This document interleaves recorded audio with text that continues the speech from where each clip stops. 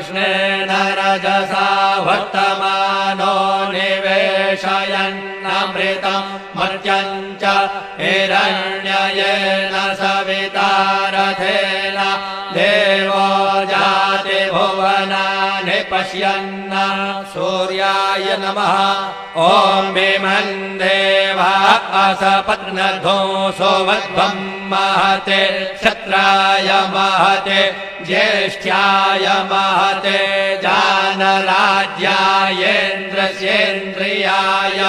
इमम मुख्यपुत्रममुख्यै पुत्रमस्यै वेश एकवो मे राजा सोमोऽस्माकम् ब्राह्मणानाघोराजा चन्द्राय नमः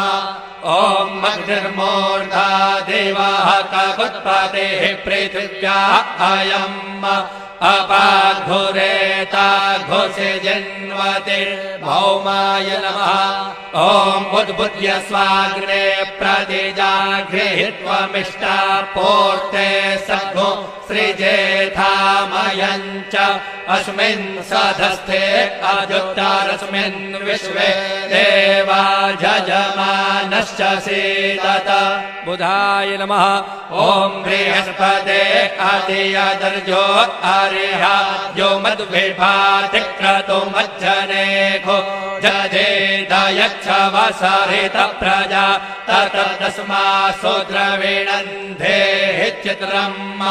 बृहस्पतये नमः ॐ अन्नात् परिश्रुतो रसम् ब्रह्मणा व्यपिबच्छत्रम् पया सोमम् प्रजापतिः ऋतेन सत्यमिन्द्रियम् विपानघो शुक्रमन्धस इन्द्रस्येन्द्रियमिदम् पयोमृतम् मधु शुक्राय नमः ॐ षण्णो देवीरभिष्टय आपो भवन्तु पेतये संजोरविस्रवन्तु नः शनेश्वराय नमः ॐ काण्डात् प्ररोहन्ते परुखः परुखस्परि देवानो दूर्वे प्रतनु सहस्रेण शतेन च राहवे नमः ॐ केतुं कृणवन्न केतवे पेशो मर्जा अपेशसे समुखद्भिरजा यथाः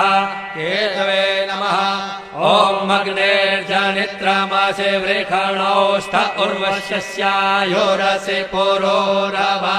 असि गायत्रेण त्वा छन्दसा मन्थामि द्रष्टुभेन त्वा छन्दसा मन्थामि जागतेन त्वा छन्दसा मन्थामि मुन्धायै नमः।